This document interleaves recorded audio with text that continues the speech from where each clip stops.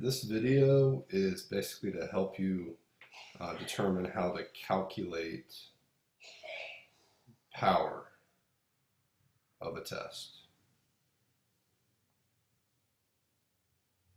All right, and although I don't think they're going to make you calculate the power of a test on the AP statistics exam, if you can understand some of the rationale behind how to calculate power, that can help you logic through some of the questions you might get regarding power or type 1 or type 2 errors. So I think the best way to kind of examine this is to look at an example. So let's say that we're talking about the mean IQ score for adults being 100. Okay? And let's say that the alternative hypothesis is that we believe that the mean is greater than 100. Let's say we go through all of our conditions and it works out on our hypothesis test. So assume that all the conditions are met. And let's say, before we get to the calculations portion, that we have or we assume an alpha of 0.05. Let's think about what that really means in the context of the hypotheses. So we're going to have assume normality here. So assume the normal conditions met. So we have a normal curve. Okay, and we know that the sampling distribution is going to have a mean right there. Okay, and we're assuming here that it's 100. Well, what would we do? We would use our sample data, our X bar. We would use the results of our X bar to get a test statistic. Okay, and that test statistic, if we know sigma, it's going to be z. If we don't, it's going to be t. Okay, but let's just say, for instance, that I know that the sigma here is 16. And let's say that when I take my sample, I'm taking a sample of 64 adults. Okay. Let's think about how we would reject. Okay. How would we reject the null hypothesis? We would reject the null hypothesis if there was enough proof from my X bar. If my X bar was far enough away from 100, all right, to not believe it anymore. So in other words, we're going to reject the null hypothesis. And let's think about when we reject. We reject the null hypothesis when the p-value is less than the alpha. All right. Well, what's the alpha here? It's 0.05. And since the alternative is a one-tailed test greater than 100, what that really means is that if I get a p-value in that part of the curve, okay, that's the alpha. The alpha is 0.05. If I get a p-value smaller than 0.05, that actually means that my test statistic is further to the right. So for instance, this area right here, that p-value is less than the alpha. Okay. So what does this all mean in terms of power? Well, I'm going to show you. So let's first establish what X bar would be required to be to the right, or an X bar of this number, wherever that boundary is that sets the 0.05 alpha. Let's figure out what that is. Okay.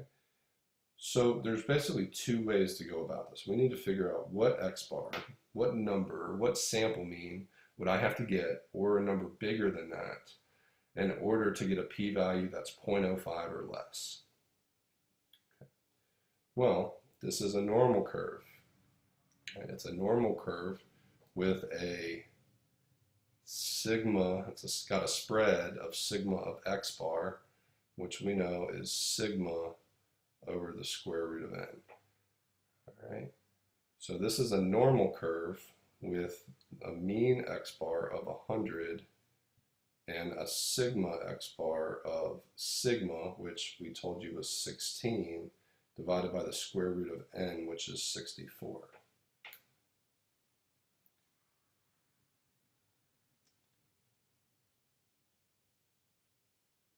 right. So, how do I figure out this x bar? We can do this very simply in the calculator. All right. What I can do here, all right, is if I know the area. The area to the right is 0.05, which means that the area to the left would be 95%. Remember, our calculator likes to do left tails. All right. So we're going to go inverse normal. Okay.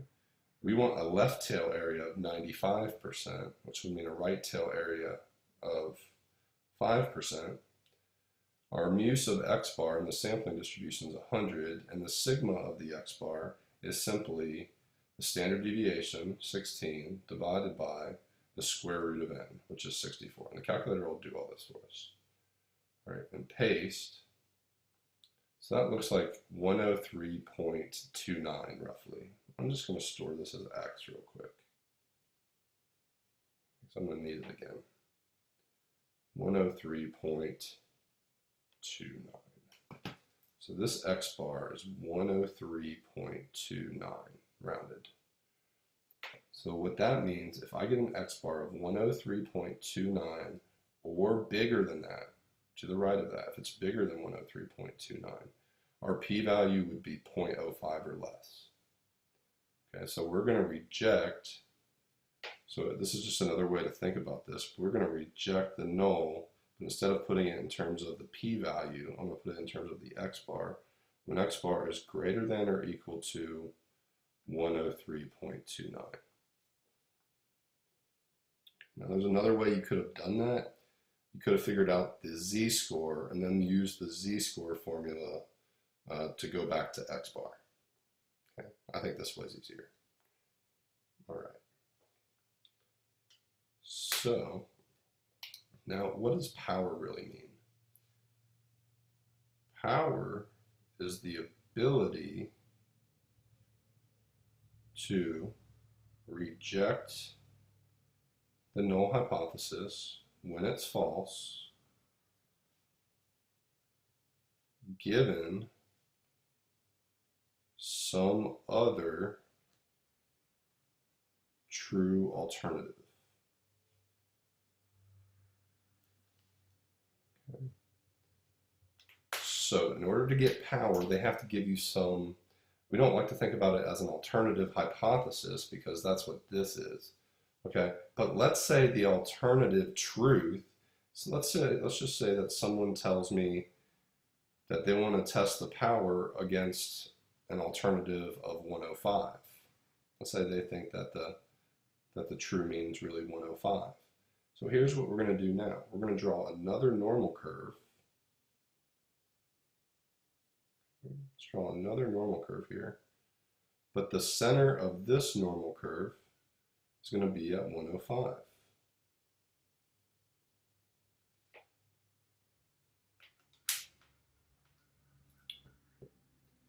We know that we're going to reject if we get an x bar that's bigger than 103.29, but where would 103.29 fall on this curve?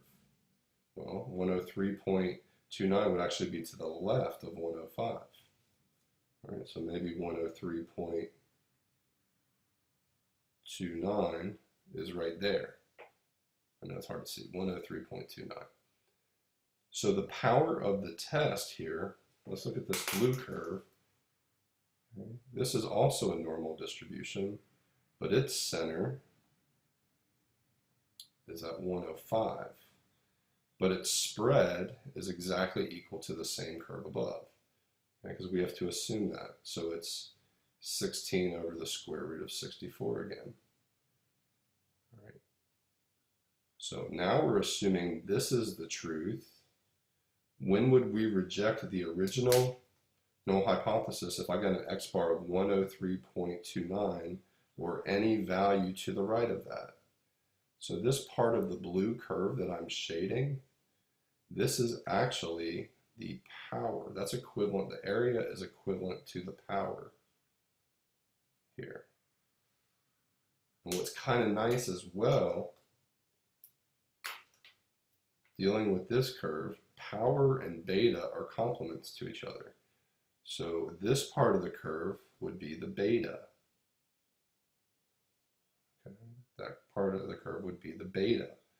Or in other words, that's the probability of making a type 2 error.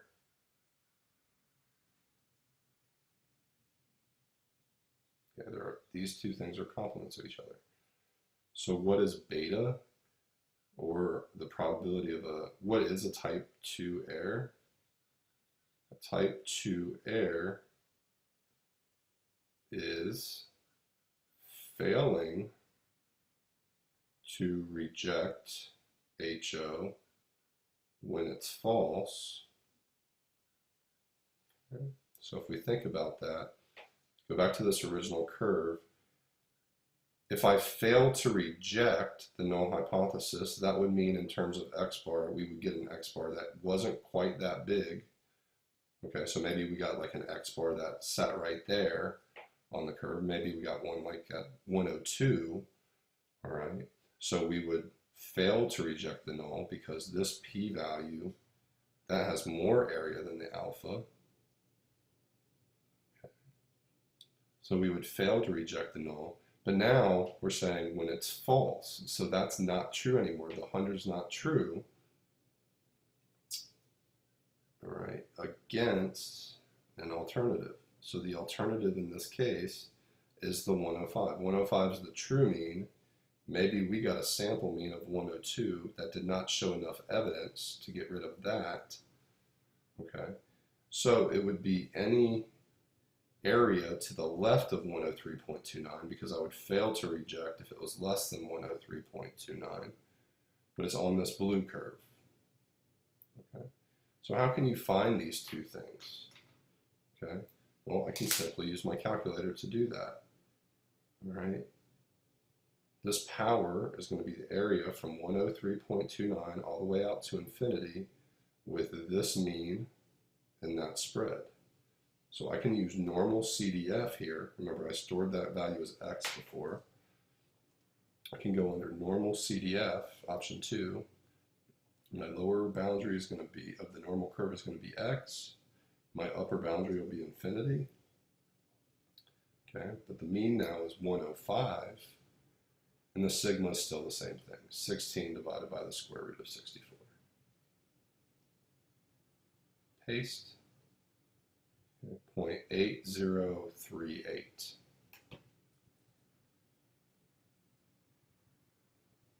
Okay. So the power of this test, or the ability to reject a false null hypothesis against an alternative true IQ of 105 would be 80.38%. You can write it as a percent as well. Okay. That's the power of that test, which is a pretty good power. And typically anything over like the 80, 75, 80% threshold is a pretty good power. Okay. Now, how can I figure out the probability of a type 2 error? And the probability of type 2 error is this black region, and I know this total curve, or underneath this curve has a total area of 1, so it's basically this plus something has to equal 1. So in other words, to find the probability of type 2 error, I just do 1 minus power, or in this case, 1 minus 0.8038, which is going to be roughly 0.1962. Okay, so that's the probability that I make a type 2 error. I fail to reject the original null hypothesis when it's false against the alternative of 105. And since we're just talking about errors, the probability of a type 1 error is just always going to be equal to our alpha, which we set in this problem to be 0.05, okay, or 5%. Right. And if you want to think about what type 1 error is, okay, assume this is really true, but we got an x bar bigger than that. There's a 5% chance that that happens. Okay, so if this is really true, but we get an x bar bigger than this, we would be rejecting it. So if we reject it when it's actually true, we're making a mistake. And that's what type 1 error is. Now, you might be asked, well, which one's worse? It depends on the context of the problem. Okay? You have to be able to identify what it means to be a type 1 and type 2 error. So in this case, making a type 1 error, okay, what would it mean to make a type 1 error? Okay, we would reject, what does that mean in context? We would, essentially, if we're rejecting, we don't believe that anymore and we believe this, we would believe people had a mean IQ, a true mean IQ of greater than 100, excuse me, greater than 100,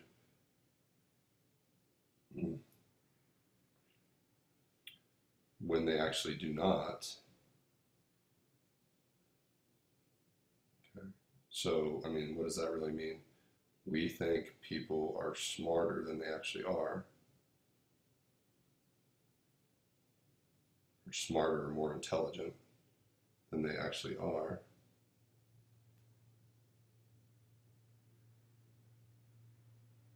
Okay, so that's what it would mean in context to make a type 1 error. And a type 2 error, okay, what is a type 2 error? It's failing to reject the null hypothesis when it's really false. Okay. Okay, so we would believe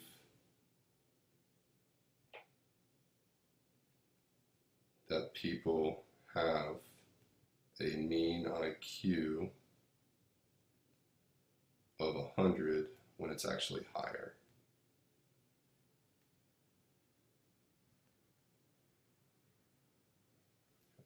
So that would be the meanings of those errors. Okay. So type 1 error, we think people are smarter than they actually are.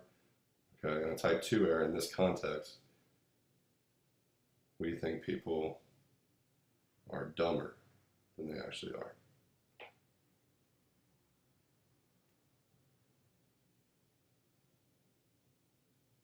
Okay, so you can answer which one's worse. Okay. All right. I mean, personally, I think a type 1 error is more serious in this case.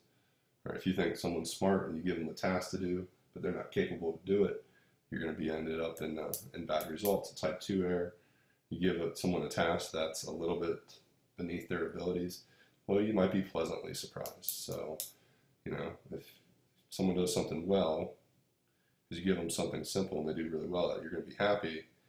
Here you give someone something really difficult and they're not able to do it, and you're let down. Okay, so in this case, I think a type 1 error is more serious. And as long as you can explain it and justify your rationale, you should be okay. You should be okay. Hopefully they give you a type of question that one type of error is more serious than the other. Okay?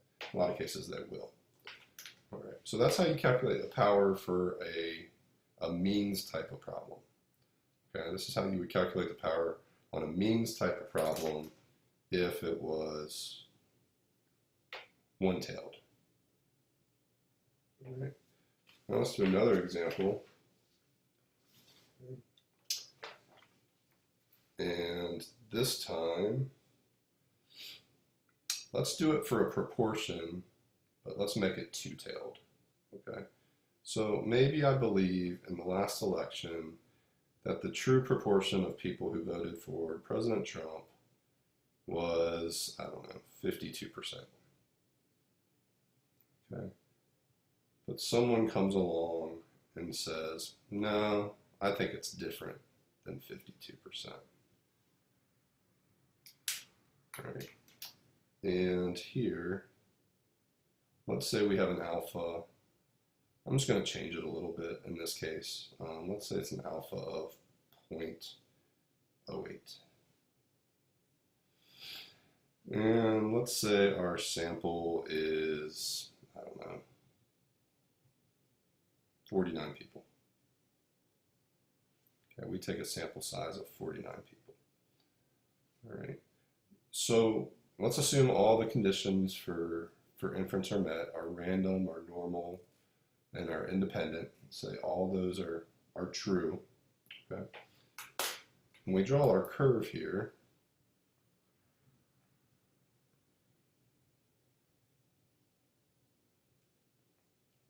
all right, we're assuming that the row is right down the middle, okay, or the mean of the p hats, as we can think of it. It's 0.52. That's where we assume it is. Now, what would make us reject that?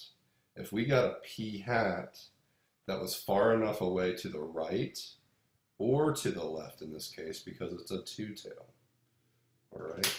So this 0.08, okay, that sets the rejection region. Okay, so what I'm saying, we have to cut this 8 in half because there's equal amounts in each tail. So that understood area would be 400ths, and this understood area would be 400ths. Okay. Now we said that this curve was normal. It met the normal condition. All right, so it's a normal curve. What's the center, or what's the mu of the p hats? And we're assuming that's at 0.52. All right, but what's the spread of this distribution? Okay, what's the rho of, or the sigma of rho? All right, well, this is when we're going to use that formula. It'll be the same formula that's in the test statistic, which says rho naught 1 minus rho naught over 49 over the sample size. So maybe I should just write n there, sorry. And then when I plug the numbers in here, okay, the spread of that distribution is the 0.52. 1 minus 0.52 is 0.48 over the sample size, which is 49 in this case. Okay, so the sigma of the rho, sorry, is 0.52, is 0.48 over 49.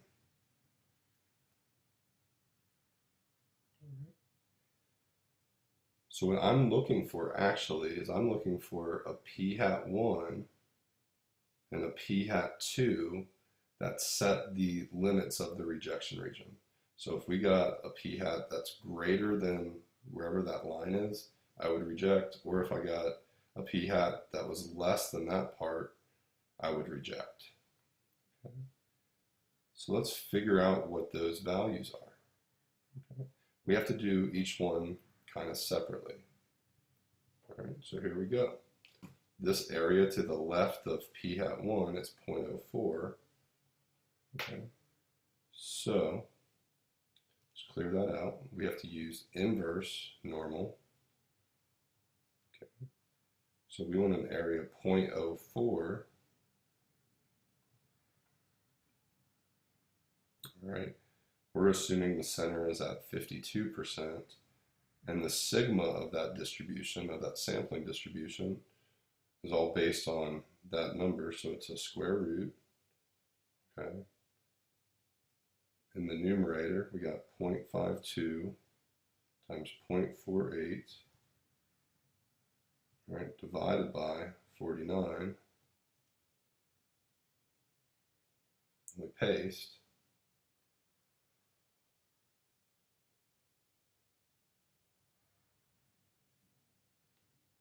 Oh, made a mistake somewhere. Oh, I know where my mistake is. Oh, yeah, gotta close that off underneath the radical there.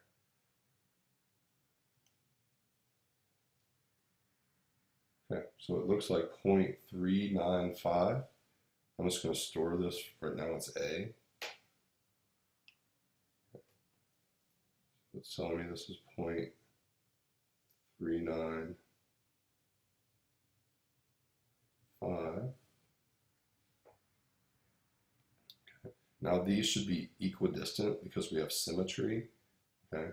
If you want to think about it, let's see, it's about 13% or 12.5% away. So this should also be 12.5% away. All right, if I'm thinking about the distance between there and there, it's 12.5%. Okay, so if I go 12.5% this way, I would end up at 0.645. But just to verify that, to the right, or excuse me, to the left of this line, that makes up 96% of the area because 4% is to the right. Okay. So again, if I go inverse norm, but now I do 0.96, okay, so give me the same thing.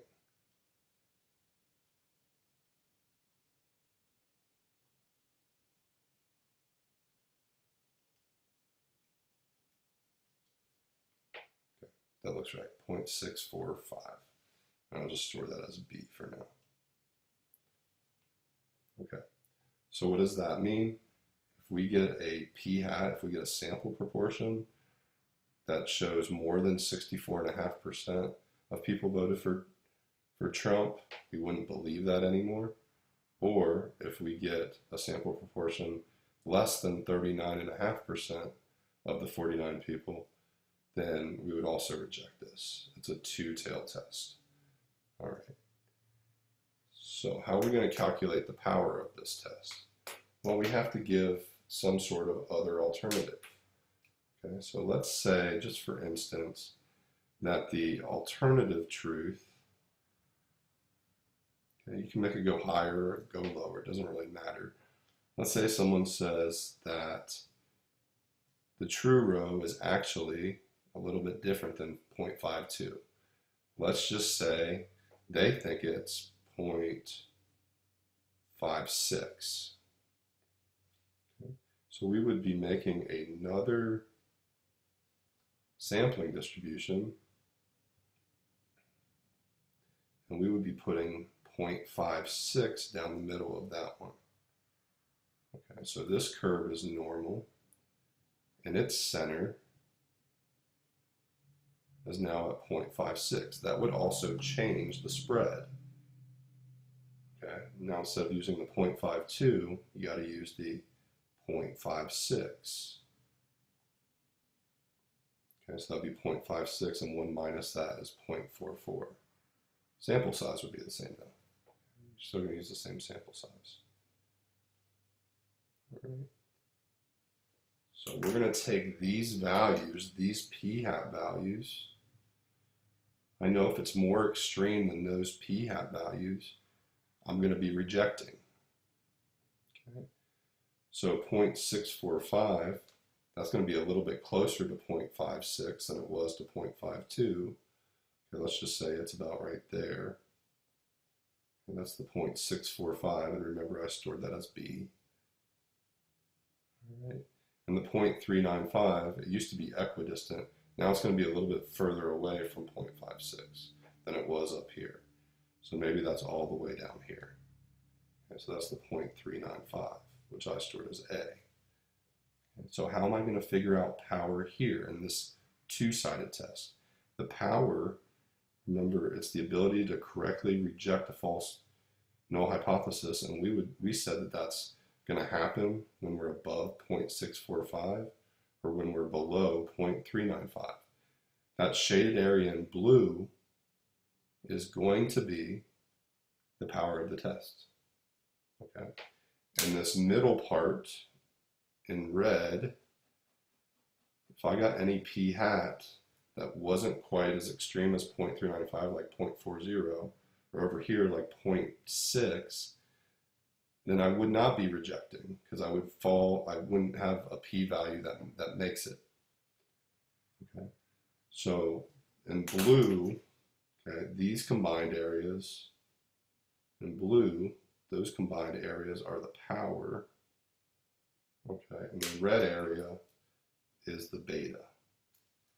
Okay, to me it looks like it's going to be easier to calculate beta first here. So let's calculate beta, which again is the probability of making a type 2 error. Okay, that's beta, because it's going to be between two values. Okay. So we can do that using our normal CDF. So when we want to find area, we use normal CDF. When I want to find z-scores or x-bar values, I use inverse normal. Okay, so the lower value is going to be that A. I stored that as A. The upper is going to be B. Now, where's the center and the standard deviation? That's going to be these two things. Okay, so the center is at 0.56, and the sigma, you can't type it in as a fraction on this older model of the calculator, but we would do 0.56 times 0.44 divided by 49, right, and close off that parenthesis.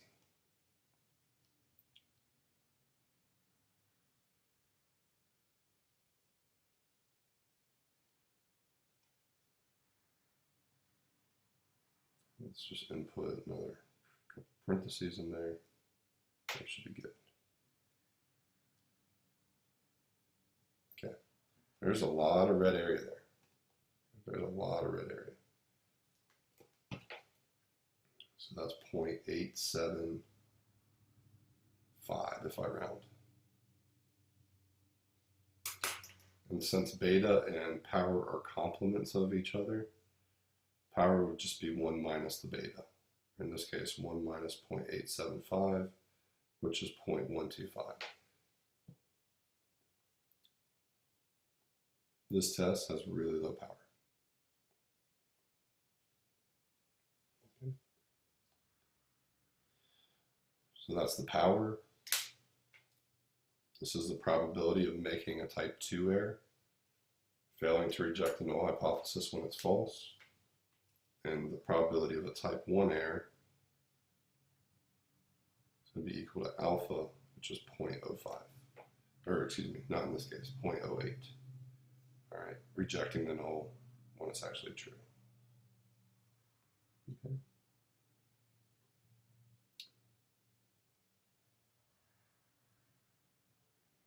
So that's how you actually calculate. Okay, those are two different examples. All right.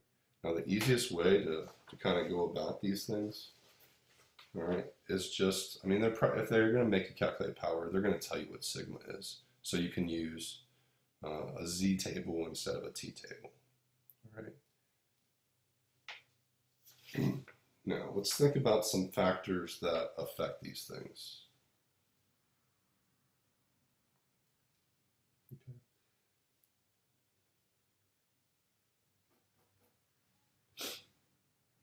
All right. So if I think about, I think it's easier to think about the means problem with the IQ. All right, so if you have your first curve, and I'm going to try to draw the curves on the same graph here. All right, so we said that that value was 100. Okay. And we said some other alternative was that it was 105.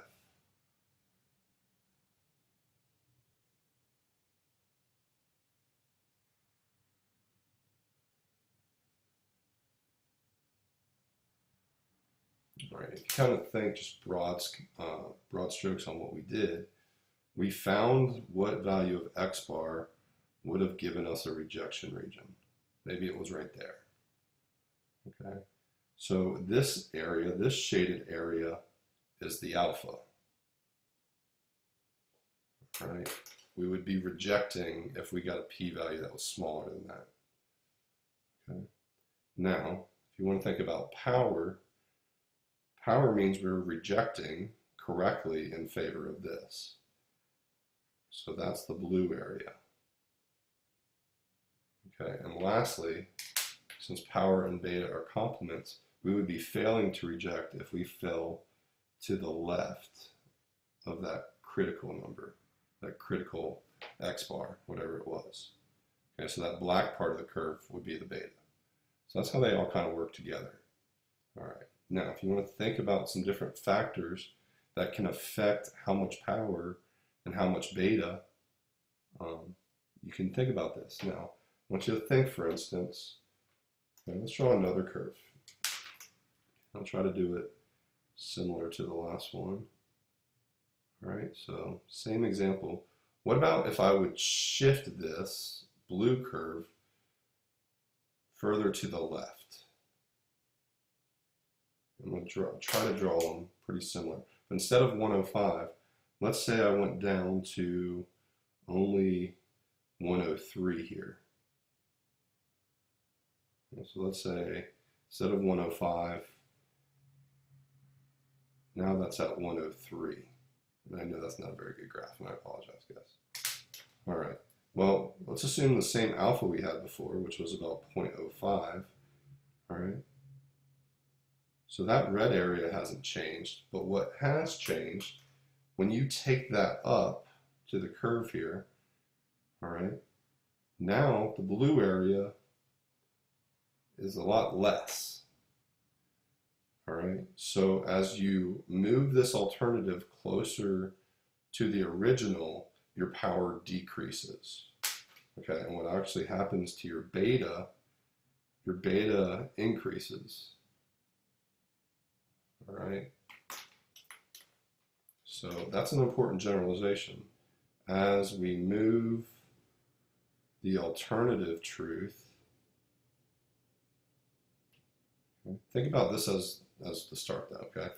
If we started at 103, we would get a certain power, but if we moved it farther away, we would be getting more power, more blue area.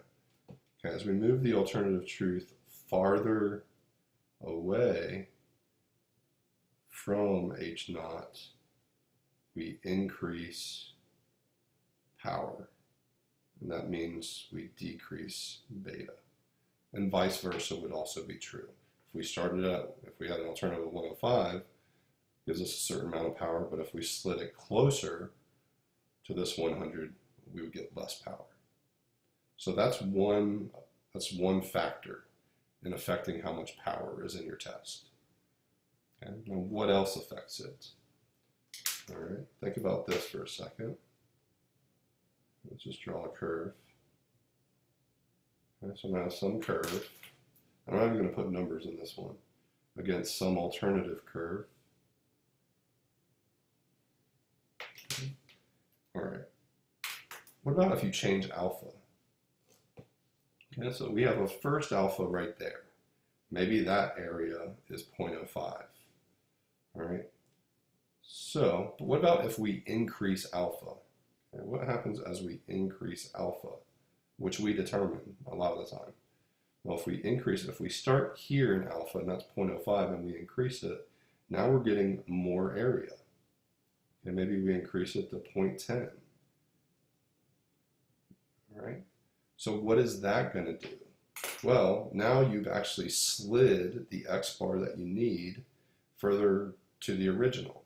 Okay, so you don't need quite as big of an X bar to reject anymore. So what that does is it actually makes the area of the blue part go up. Okay, so as you increase alpha, your power likewise goes up. Okay, and the area to the left of that, this black part, is actually less now. Right? That's why there's an inverse relationship between alpha and beta and power and beta. There's an inverse relationship. As alpha goes up, power also goes up. And that makes beta go down. And vice versa is true. If you decreased alpha, okay, that means that the red area would be less, which would mean that the blue area is also less because you take it up from there, and the black area would be more. So as you decrease alpha, power goes down, but beta goes up. And it's a trade-off, okay? If you increase your alpha, your beta will go down, but you're also increasing the chances that you make a type 1 error. Okay? If you decrease your alpha, or excuse me, if you decrease your alpha, you're lowering your chances of a type 1 error, but you're also decreasing your power and increasing the chance that you make a type 2 error, which is beta. Okay, so those two things both affect it. Okay, and lastly, one other way to increase your power, okay, is increase sample size.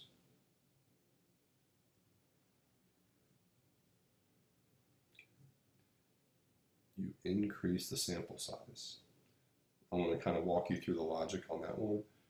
All right, so remember your test statistic for T, or let's just use Z because it's easier to think about Z than T. Okay.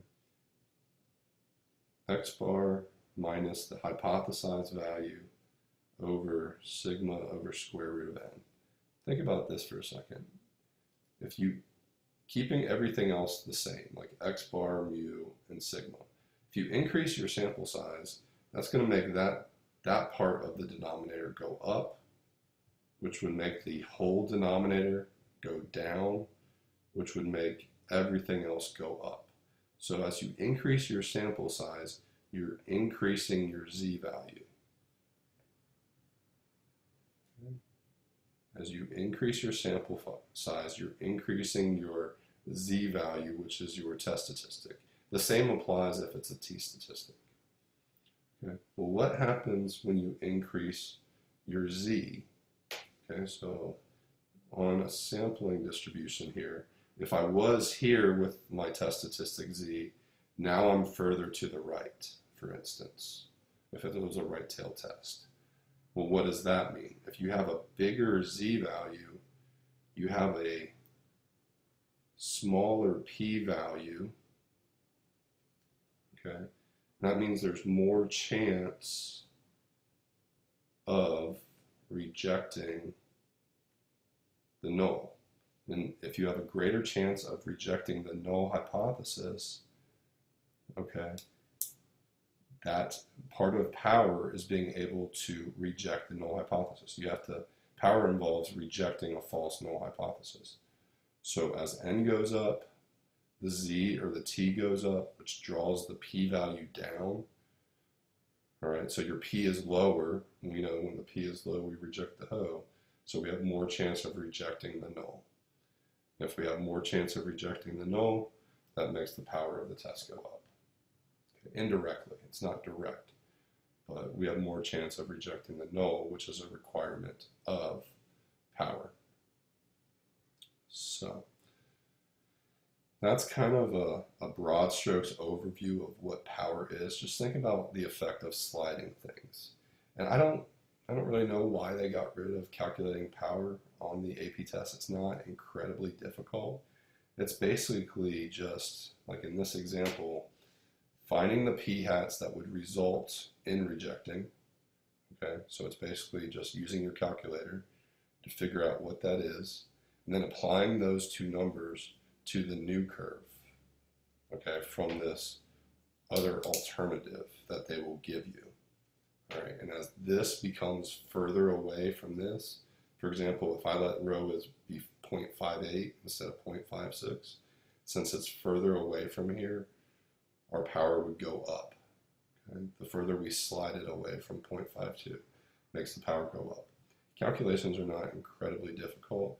I think it's also important you understand what areas of the graphs each one represents. So the red was the alpha, the blue area was the power, and the black area was the beta, or the probability of a type 2 error. So just an extra video to kind of help you guys learn a little bit. I hope it made things make a little bit more sense. So understand the connection between alpha, beta, and power in some ways that you can increase, or in some cases decrease power, and understand what it means in context to make a type 1 or type 2 error. Type 1 error is rejecting the null hypothesis when it's true. Type 2 is failing to reject the null hypothesis when it's false. Probability of making a type 1 error is alpha. Probability of making a type 2 error is beta.